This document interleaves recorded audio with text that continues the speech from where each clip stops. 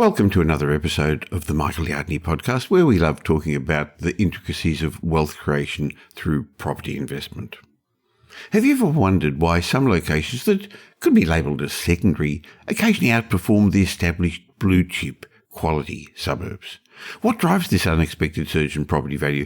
And more importantly, is this a trend savvy property investors should start to pay attention to? Should you be looking at these suburbs, or should you stick to the blue-chip suburbs? Now, that's what I'm going to ask my guest today, leading independent financial advisor Stuart Wemyss, director of Prosolution Private Clients, because he wrote a blog about this. So I'd like to understand if this is a mere market fluctuation or if we're witnessing a fundamental shift that defines what smart property investing could be moving forward. So let's find out and get on with the show. Welcome to the Michael Yardney podcast, where twice each week you will learn a number of new ideas regarding success, property investment, and money in around 30 minutes. Our show is brought to you by Metropole, who specialise in helping you grow, protect, and pass on your wealth through strategic property and wealth advice. Now, here's your host, Michael Yardney, Australia's authority in wealth creation through property, who has been voted one of Australia's top 50 most influential thought leaders. Hi, Stuart. Hey, Michael. Great to be back with you again. Well, I always enjoy listening to your podcast and receiving your blogs every Wednesday. And I was intrigued by a recent blog you wrote where you asked, how crucial is it to invest in blue chip suburbs? I mean, Stuart, after all, in our regular chats, we always talk about buying quality properties in prime locations. So what made you think about exploring this topic? Well, actually, let's start off by saying there's always going to be locations that outperform blue chip locations over certain periods of time. So it's not about necessarily picking which location is going to perform best over the next 5 years. But ultimately, the thesis behind investing in blue chip locations is if I'm going to hold the property for 20 or 30 years, then I want to invest in a location that has the highest growth on average over that 20 to 30 year period. And so the thesis then behind that is invest in an area where land supply is finite, it's fixed, there's no more vacant land, and the demand is always excessive for a particular area. And when you have an imbalance of supply and demand, you typically are going to achieve price growth over time. So, of course, that's the thesis behind it. But I have noticed over time, and there has been this sort of perpetual sort of discussion with clients over the years, and it keeps coming up about, what about secondary suburbs? Because obviously, prices start to increase and then people sort of get priced out of a particular suburb. And so the adjoining suburb then enjoys some of that flow on demand. Since they're a little bit more affordable, that they can start producing better capital growth as well. That's called the ripple effect, isn't it? The ripple effect, correct. And then there's also this theme. Terry Wright has been doing it for years, talking about, hotspots and growth suburbs and those sorts of things. And so I wanted to really put my thoughts on paper also around, what do I think about or pulling that situation apart. And in particular, I know you and I have talked about, pockets in Melbourne that have performed just as well as blue chip suburbs. And I wanted to really understand and think deeply about why is that the case and will that continue to persist? Well, I think we both have a long-term outlook on property investment for ourselves and for our clients. And by long-term, as you said a moment ago, we're really talking about 20 years. I'd even extend it because while a lot of our clients have got 10, 15, 20 years before they retire, then that property is going to need to give them cash flow income for another 20, 30 years in their golden years. And many actually want to pass it on to their children or grandchildren, future generations. So you don't really want to end up with a property in 20, 30 years that's way past its use-by date. So yes, have a long-term perspective.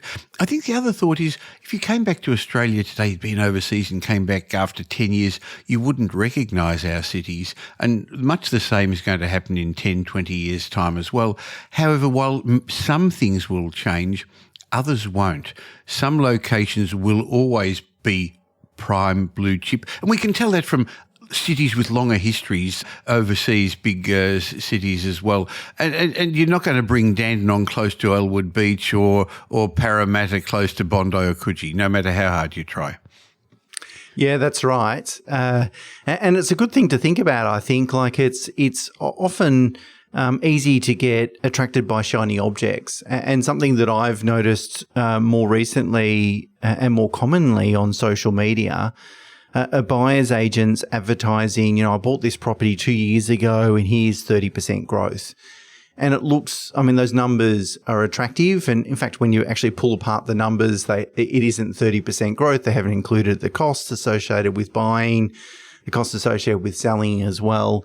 And even sometimes the gross gain isn't calculated correctly. Just mathematically, it's not calculated correctly. So I think it's a nice warning to say, okay, well, if you see something like that, be a little skeptical and dig a little bit deeper. But also, short-term returns are a bit of a distraction. And I can understand from a marketing perspective, it probably works really well for... Looks good. The people that are advertising. It looks great. And who doesn't want a 30% return in 2 years? And I just use that as an example, of course. Of course, everyone's going to want that. But really, ultimately, what you want to achieve property success is for your property to double in value every 10 or so years. And if it can do that, once you've doubled once or twice, and then the third time, that's where you're getting that huge impact in dollar value of capital growth. And it's about asking ourselves, that's great. Assets have gone up 30%. Are they the same assets? Do they have the attributes really in 30 years to double again? That's a good point. So I think over the property boom, the once-in-a-generation boom we had a couple of years ago, all this new wave of buyer's agents looked really good. And over the last year, to be frank, you could buy any property in Perth, go away on holidays for a year, come back and would have done really well. But does that mean that particular market is going to be one that outperforms over the long term? I know you've done a number of charts in your regular blogs on prosolution.com.au, and I'll leave a link to that in the show notes, where you show how markets have performed over the last 20, 30, even up to 40 years on some occasions. And there are, in all the capital cities, periods of exceptional growth, periods of low growth, periods of almost no growth for up to a decade. And that's been in the Sydneys and the Melbournes and the Brisbanes, not just other areas. So it really depends when you stop and start taking those figures. You can make the figures look like almost anything. And before I ask you the next question, I think the other point I'd like to make is no one buys the Melbourne property market or the Sydney property market. You're buying individual properties within a market that you hope are going to outperform the averages. So I guess over COVID, the regional property boom, well, COVID changed the way we lived, didn't it? And where we were looking to live and how we were wanting to live, Stuart. Yeah, that's right. And it's something to really think about, as you sort of touched on, Michael, in terms of the property cycles and where those geographical markets are in the cycle. So as you touched on, normally property markets move in sort of two distinct cycles, a flat cycle and a growth cycle. In some markets where the demand isn't as strong or multifaceted, you can actually have a declining cycle as well. And that's been more common, I think, on coastal areas, for example, where demand can increase and reduce because normally there's a lot of second home owners there. So they're very discretionary. And so that it's not your typical sort of, I need a roof on my head kind of demand where it's not very elastic.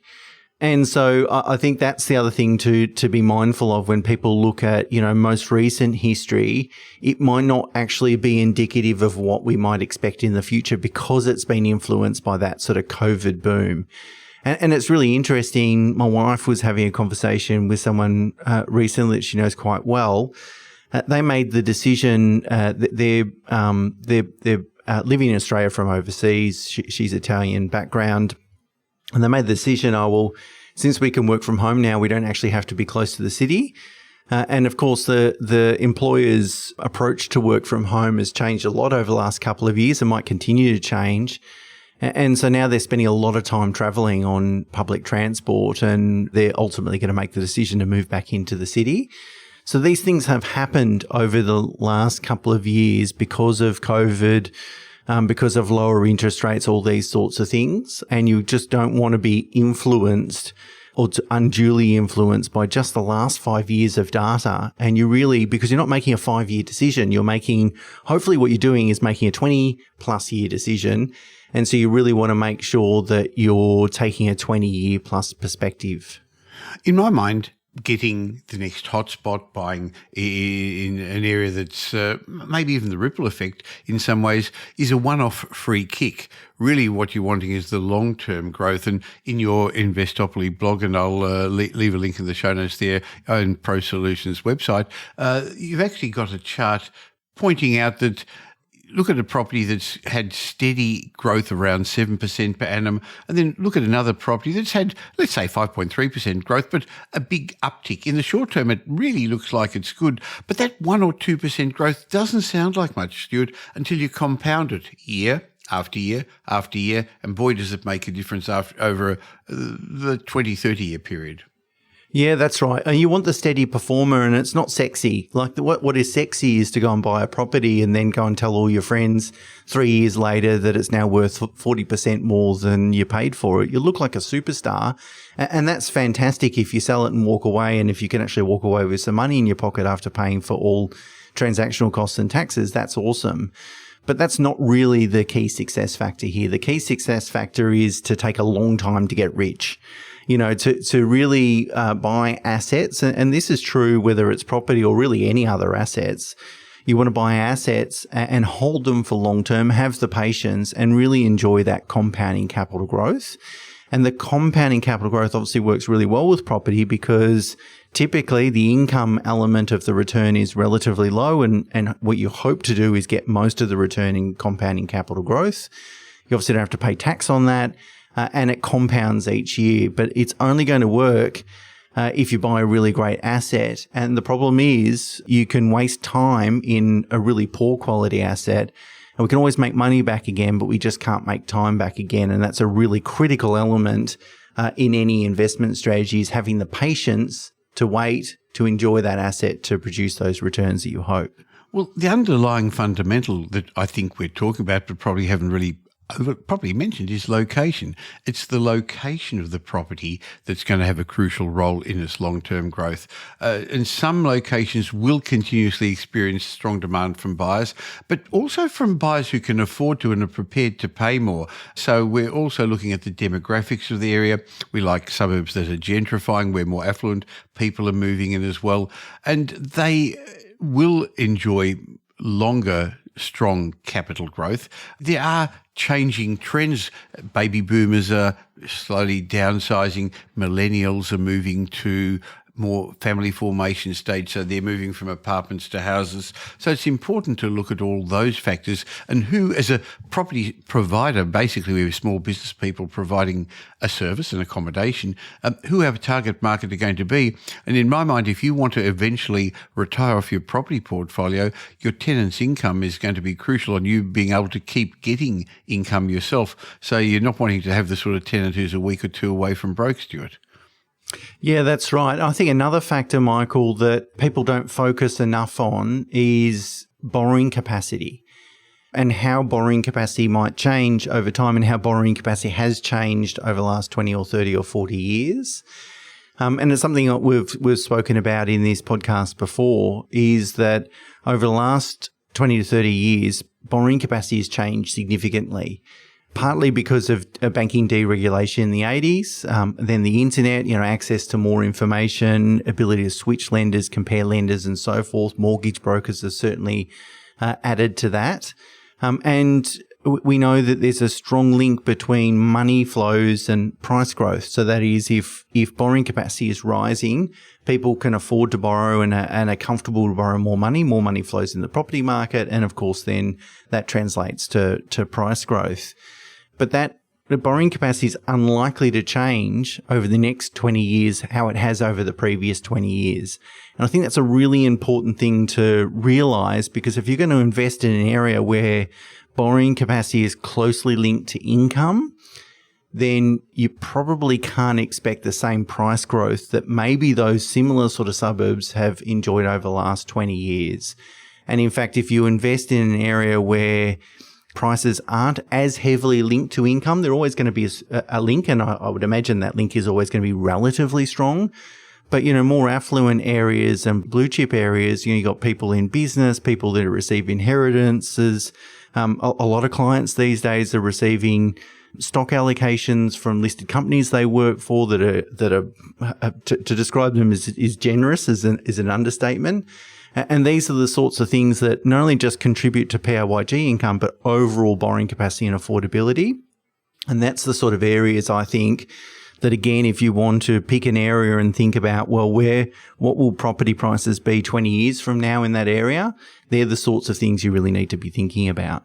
Well, I think demographics is going to determine the destiny of our property markets. And it's actually easy to see when you look at the different stages of life one goes through. So if you're looking at people who are going to be able to afford more to either upgrade their homes or improve their homes, move to bigger homes, when they get to the age where their kids leave school, where there are two incomes or even just one income, but you don't actually have the kids there anymore, there's the ability now to move to a bigger home.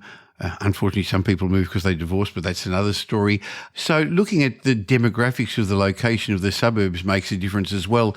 On the other hand, if you go to where there's a lot of young first homeowners, there's just no spare cash around.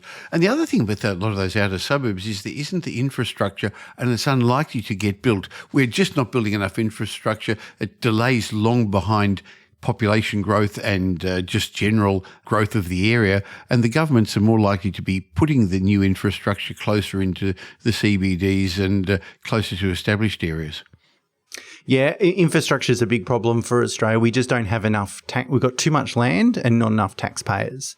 And there's just not really that density of taxpayers like there is in, areas of the US, for example, and Western Europe and so forth. And it just makes it a lot easier in those locations. You can live outside of capital cities and, the amenities that are servicing those areas aren't that much different to what you get in capital cities. It's not the same in Australia. If you live 30 k's out from a CBD in most Australian capital cities, the amenity is greatly reduced compared to what you might get in closer to the CBD.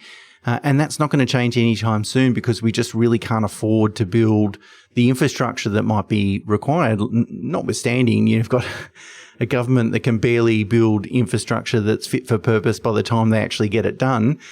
So it's just never going to happen. And so that problem where, the example I gave of my wife's friends moving, further out in the outer suburbs, thinking that they can just work from home, that they realise spending 2 hours a day on public transport really just isn't the best use of their time, nor is it obviously enjoyable. And that's not going to change. That's been the case really for the last 20 years. It's only going to become even worse as I think congestion gets worse around the city as well. That makes sense to me. In your blog, you gave a personal example. You reflected on your personal experience of the first property you purchased in the suburb of Moorabbin. You gave some thoughts about it. Maybe you could share those here. Yeah, definitely. So, that's one of the things, Moorabbin and Bentley, McKinnon, that sort of area, if anyone sort of knows Melbourne, that's the sort of suburbs that I've, obviously had some personal experience in. I know friends and family in those locations. And as you alluded to, Michael, all the way back in 1998, I bought my first property there for $150,000. And that property today would be worth about 1.3, I think, sort of around about that amount. So it certainly shows that the underlying land value, and that's just a sort of post-war brick veneered 2-bedroom home. It was nothing. It was certainly nothing to look at. And it wasn't a great dwelling. It's really the underlying land value that's done all the heavy lifting in that location. And so that's what made me really think and reflect and go, well, that's around about 8% compounding growth over that very long period of time. Great locations like Hawthorn or South Yarra or Paran, they would have experienced similar or even better growth, but it's not too bad. Thinking that Moorabbin's not really a blue chip suburb, or you wouldn't necessarily regard it as a blue chip suburb. And so that's what made me sort of reflect back on and think about, well, what is it contributing to that sort of growth? And we touched on at the beginning, it's a bit of the ripple effect. if you had a budget of 150,000 back in 1998, I should say, you really had to go out that far in order to buy something that was affordable. I mean, you might have been able to get into a little parts of Bentley for that. In fact, I'll remember looking at two particular properties. One was in Bentley on a main road, and this one was in a quiet street. At least I think it was an intelligence. It was just luck that I bought the one on the quiet street. But, you had to go out that far. And so that affordability ripple effect certainly flows on. And so I think that's partly has contributed to that sort of performance. But also, and not in this example, and it is only, it's not statistically significant. It's one particular property, of course, but also that area has gentrified a lot. And the type of dwellings in that location has changed significantly. As I said, we bought a post-war brick veneer 2-bedroom home. It was very small. The accommodation size was very small. The house was almost in the center of the block. The block was large. I can't remember. It must have been about 800 square meters.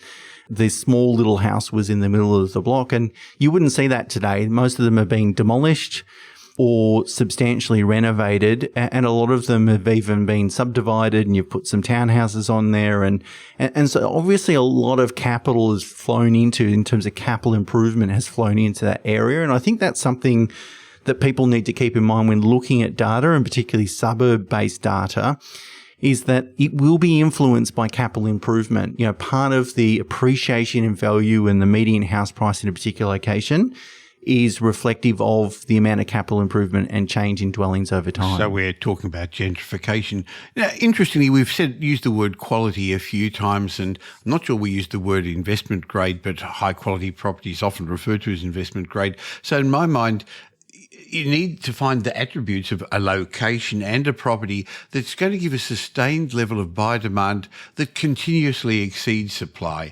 So I think part of that's location, as we've said a few times, and it's also the surrounding suburbs. But I'd also like to see, Stuart, demand that's diversified. It's not just one type of person buying, but I also like areas where the current residents come from various demographics as well. And in the suburbs that we're talking about that are quality, you'll find people who've been there 30, 40 years and they've paid off their home. There'll be other people that are there 10, 20 years and they've half paid off their mortgage. And there'll be some new people who moved in and doing up homes, compared to in some of the outer suburbs, they're all coming from much the same demographic. Yeah, it's a really good point, Michael. You want that multifaceted demand. That way, if any one of those cohorts, or even a couple of those cohorts, if for whatever reason their demand has reduced, you've still got, the other types of buyers that might be interested in buying that particular property. And so just notionally, you sort of think about it. If you go and buy an investment property, you kind of in your mind want to have at least 10 people that would want to buy that property. So 10 people for every one property. And some of them might be, as you say, they might be younger families. They might be older people with no kid, the kids have left home. There might be investors. They might have been newly moved to Australia and they're looking at establishing their life. They're coming from all different cohorts, and that's really what you want. That way, if the first home buyers disappear for whatever reason because interest rates are higher and borrowing capacity is tight, you've still got those other cohorts to sort of fall back on. And I think that's the challenge. And if we talk about the ripple effect and gentrification and these sorts of things, I think we've got to realize that there will be that, what is that? Because people will be thinking, where is the next Moorabbin? Let's see if we can reproduce that particular result. And the problem with that is that, it's possible to do it, but sometimes the indicators we look to identify those areas can be lagging indicators rather than leading indicators. So you might be sort of too late to the party and you kind of miss that growth, if you like. And alternatively, you could be completely wrong or too early. So you might think, well, this is going to be the next area to take off, but, you're 10 years too early and you have 10 years of very little growth, and there's a massive opportunity cost associated with that. It's risky. It's not impossible, but it's risky. If we're going to go and own 1 to 3 investment properties, and that's all we're going to own, I think that's probably all that most people need. in order to achieve their financial lifestyle goals. Let's make it the 2 to 3 best properties we can get our hands on. And what we're trying to do when we're investing is we're trying to earn the highest return for the lowest risk. We don't want to take zero risk because that's the term deposit, but we don't want to swing for the fences and take substantial risk as well. And risk, by definition, is the chance that it's not going to work for you, that you're not going to get the returns in order to fund your standard of living. So my view would be, why take the risk? Why not just bet on a sure thing? Why not invest in location that has proven performance, that has that multifaceted demand, that has all the strong fundamentals, and reduce your risk, because your return is going to be good. Like if you hold that property for 20 or 30 years, your return is going to be extraordinary, most likely. So why even bother taking that risk? I often say it in a different way, why fight the big gorillas when we know that the majority of capital growth, or population growth, I should say, is going to occur not just in Victoria, New South Wales and Queensland, but in the capital cities there. Now, there's no doubt that a top-performing property in a regional town, Ballarat, Bendigo, Wollongong, Gold Coast, is going to outperform a secondary property in the capital city, but I'm not suggesting we buy a secondary property. So I think it's important to understand the factors that drive capital growth, that drive increased demand. And I'd just like to go through a couple of those. But Stuart, I think it also was brought home to us over COVID, for you and me in particular in Melbourne, the importance of amenity, the importance of neighbourhood character. A lot of jobs are in the CBD, but more and more people are now working not in the CBD. They work in the local shops, in the local schools, in the local healthcare centres. So they want amenities around them, supermarkets, doctors, dentists, and that 20-minute neighbourhood where you can drive, walk, ride to parks, to facilities. Employment opportunities, they're important as well. And they're not only in the CBD, as I said. Schools are pretty important, Stuart, for people at particular age groups, not just private schools, but also good public school zones definitely make some areas better located. Just like we spoke about a short while ago, Bentley and McKinnon, where people will pay a premium just to be on the right side of the street to get into schools. A lot of people also choose locations because their culture, their community are there, religious factors. So either that or just a good community vibe. And I think moving forward, public transport is going to be more and more important as our roads are going to get busier. And if you see in European cities, being close to, but not right on the tube or the underground makes a big, big difference. Too close, people don't like it. Short walk away, it's a great bonus, isn't it? Yeah, definitely. I agree with all that. And, I wrote a bit during COVID when there was this sort of theme about people moving out of the capital cities, fleeing the capital cities, and particularly in Melbourne, of course, because we had such a terrible lockdown and the regions didn't have as bad a lockdown. So it was quite tempting for people to, find alternative accommodation outside of the cities. But, I wrote during that time that for hundreds of years we've congregated in capital cities, and we've congregated very tight together. Density has been strong, not only just in Australia, but really all around the world. That's a cultural thing. We like to be together. We like to build communities. We like to have that amenity. We like to have the variation in life. People are attracted to that because, something's always happening. It's got a particular vibe.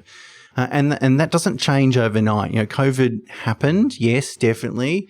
But that's what I was writing during COVID. It's not going to change. Like, people will come back to work. The work from home thing, the hybrid model, certainly is here to stay. People need some flexibility, but it's not going to change the demand for, office accommodation, for example. Office market is in terrible shape at the moment. Longer term, it's not going to change that. And it's certainly not going to change whether the inner city sort of blue chip locations will continue to perform consistently on average over long periods of time, and that they exhibit much lower risk than locations that don't enjoy the same level of demand that they do. And that's ultimately, it's not about choosing which location will outperform or which one will be the best. It's really which one will give me the return that I need. And if you get 7.2% on average, your property will double every 10 years. So you don't need much more than that. So then it's just a question of where do I invest so I have the highest probability of enjoying 7% on average over the next 30 years. That's the best question you can ask yourself, because that way you're going to make the lowest risk investment possible and you're still going to achieve your goals. Well, that's a great way to finish off our podcast. But before we do, clearly you've got a lot of depth of knowledge. And if people want to find out more about you, I'm going to leave a note in the show notes to your blog and your podcast. But please tell us a little bit about what Prosolution Private Client does. So, Michael, we inspire our clients to take a holistic approach to building wealth, because most decisions are multifaceted, and investing in property is a perfect example of that. You got to think about how you're going to fund it. So there's some borrowing capacity considerations. There's obviously tax considerations, financial planning, cash flow. How does the property fit into my overall strategy? And so really what we do is we make sure we collaborate as a team. We put an accountant, a mortgage broker, a financial planner, all sit around the table and talk about that one particular client to make sure we harness all the opportunities for that client. And we think that holistic approach maximizes value. Your team have been around long enough, Stuart, to have seen the cycles a few times, so you know what works and doesn't work. And I love your evidence-based approach. As you were discussing things a while ago, I remembered a quote I heard from demographer Bernard Salt, who said, "The rich don't like to commute. And as they keep living in those better locations, the poor are going to get flung further and further to the peripheries of our city." Absolutely true, in fact. And I look, you're bang on in terms of congestion, road congestion as well, and even greater reliance on public transport as a positive attribute of a particular property location. Well, look forward to our next chat, Stuart. And when we next catch up, I'd actually like to have a talk with you about when or if one should sell an underperforming property, only because you've just shown us that some areas are going to do better than others. What if I've made a mistake? Should I get out or not? So look forward to having a chat with you again real soon. Look forward to it.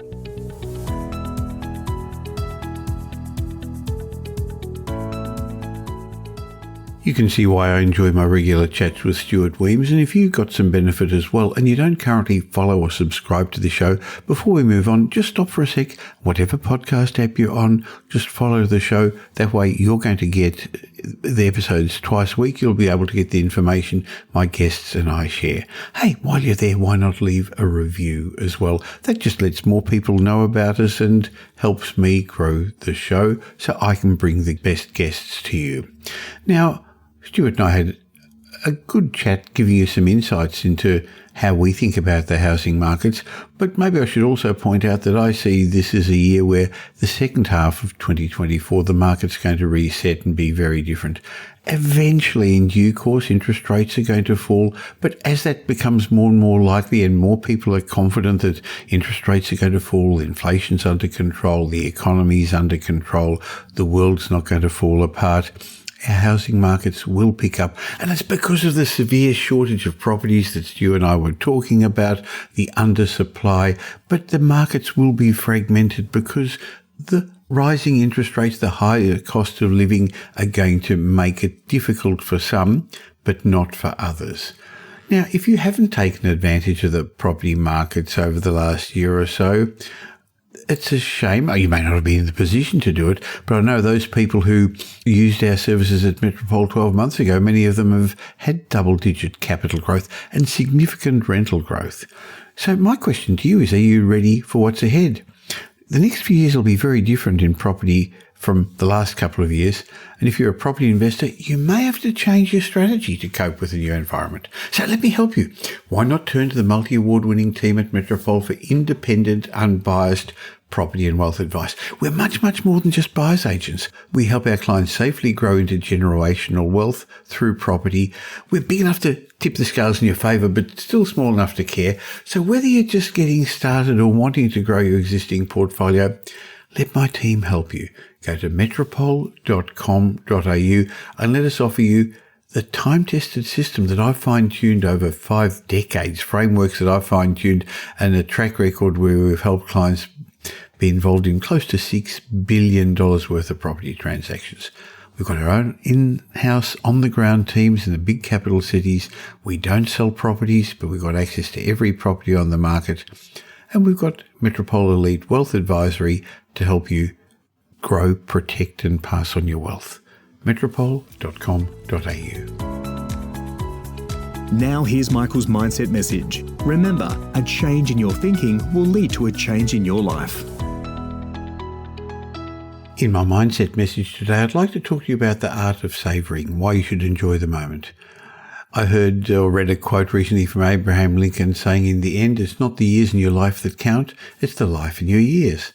Now, we're living in a society that's constantly reminding us to save for the future, to be financially responsible, to prepare for the unknown. We're told to stash away our hard-earned money, to save the finest chinas for a special occasion, to preserve the best wine for later. And if you've been following my writings or listening to my podcast, you'll know I often talk about the importance of delayed gratification. You know how tempting it is to instantly indulge in our desires, right? But here's the kicker. Holding off on those immediate rewards can bring about an even greater benefit to the long term. First of all, it teaches us patience and self-control. Learning to manage our urges helps us in various areas of our life, be it sticking to a diet, maintaining a budget, or focusing on the long-term asset growth through property investment. Plus, it does add layers of appreciation to our achievement. When we've waited and worked hard for something, we often value it more. But what if the best time's now? I found that every year as the calendar flips from December to January, as we get a year older, we make resolutions. We often make resolutions denying ourselves immediate pleasures for the sake of some future benefit. You know, we vow to eat healthier, exercise more, save money, quit bad habits. But what if our most transformative revolution was to do the opposite? What if we decided to indulge in life's pleasures now instead of postponing them for an unspecified future? Now, I know we're sort of into the year now, but the most enlightened New Year's resolution I ever heard was to start relishing all our most cherished things, instead of saving every small pleasure for a nebulous future. The paradigm shift isn't about recklessly spending or squandering resources, but about releasing the mentality of scarcity and embracing the joy of the present. Now, I've embraced that and began drinking good wine that we saved for the future, started burning good candles, wearing expensive aftershave. It changed the way I do things when I thought about that. See, it's easy to recognize the archetype of the person who's too loose with money. We see them as reckless, spending beyond their means and accumulating debt. However, there's a less recognized but equally limiting archetype, the person who isn't living their best life because they aren't spending enough. That's just good financial discipline, right? Well, not necessary. While having a healthy savings account, having a financial buffer is certainly better than drowning in debt, being overly frugal can also be problematic. It's not about the money per se, but about denying ourselves pleasures and experiences that we can comfortably afford. Often this behaviour stems from a place of fear, a feeling of scarcity, a belief that there isn't enough now and there won't be enough in the future. I read about this deferred happiness syndrome. The behaviour goes much further than just finances. It permeates our approach to all pleasant things and experiences. Psychologists refer to, as I said, the deferred happiness syndrome, the tendency to put off doing things that make us happy until a later date. But that later date never comes, and so we never get around to being happy. The tendency is so deeply ingrained in our evolutionary biology. The organisms that over-prepared and deferred immediate pleasure, they were the ones that survived. However, in our modern world, this instinctive drive can lead us to oversave, overhoard, and miss out on the joys of the present. So I'm going to suggest embrace happiness today. It's crucial to remember that while survival is important, it's not the only goal in life. We must make time for happiness today because it's both an end in itself and a vital source of nourishment. It's what makes our lives truly worth living. Not only is happiness an end in itself, but it nourishes us in lots of ways. It adds colour to our life, fuel to our creativity, enhances our resilience. So my suggestion to you is, instead of deferring our happiness, it's worth asking yourself, how can I bring more joy into my life right now in a way that aligns with my long-term financial goals? Of course, I'm not advocating reckless spending or squandering your savings in a single spree. I believe it's important to spend less than you earn, save the balance and eventually invest your money. And I can understand and I know how important it is to have delayed gratification. If you do the easy things now, you're going to have a more difficult time later. If you do the hard things now, you're going to have an easier life later. But it is worth reflecting on the thought that, are you deferring happiness too much? And if the answer is yes, now you can invite more joy into your life right now in a way that aligns with your long-term financial goals. Maybe it's, I don't know, using those good bath crystals you've been saving for a special occasion, breaking open that fresh notebook, the people think you've kept in the cupboard there pristine, or maybe sipping on that nice bottle of wine you've been storing. These small indulgences can serve as potent reminders that life's happening right now, not in some distant future time. Life's not a rehearsal. It's happening to you now, and it's up to you to make the most of it.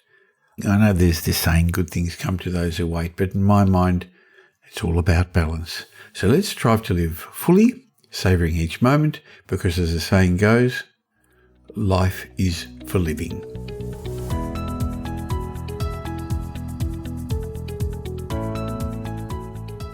Well, thanks for spending the last little while with me, and I hope you got some benefit from this show. If you did, and you know somebody else who'd also benefit, please tell them about the Michael Yardney podcast. There's a share button on every podcast app. On Apple Podcasts, there's 3 little buttons down the bottom. Press it and share it, or just tell them about the Michael Yardney podcast. I hope you're going to be doing them a favour, and you'll definitely be doing me a favour and helping me in my quest to make as many people as possible financially literate. Now, there's ways of catching up with me between these shows. Just look for Michael Yardney on social media, or why not join my private Facebook group? Go to Facebook and look for the Property Update Facebook group. And I have a way of saying thank you to you for subscribing to this podcast. Go to podcastbonus.com.au. There'll be a link in the show notes, podcastbonus.com.au, where you can get a bunch of ebooks and reports. My way of saying thank you. And when you've got time, why not listen to some of the old podcasts? There's individual lessons in each of those that I think would be helpful for you. I'll be back again real soon. In the meantime, have a great week. Make it a great week. Thanks for listening to this episode of the Michael Yardney podcast, which was brought to you by Metropole, who help their clients grow, protect, and pass on their wealth through strategic property and wealth advice. If you like what you heard and don't already subscribe, you'll find us on iTunes or on your favourite Android app as the Michael Yardney podcast. Watch out for our next show, which comes to you twice a week, and you'll learn some new ideas about property investment, success, and money in around 30 minutes. To get more of Michael's thoughts, go across to www.propertyupdate.com.au and sign up for his daily morning briefing, and you'll hear from not only Michael but a group of leading property success and money experts. And just a reminder that the information you heard in this show today is general educational advice and not specific investment advice, as we don't know your personal circumstances. If you're looking for specific advice, why not ask the team at Metropole to help you?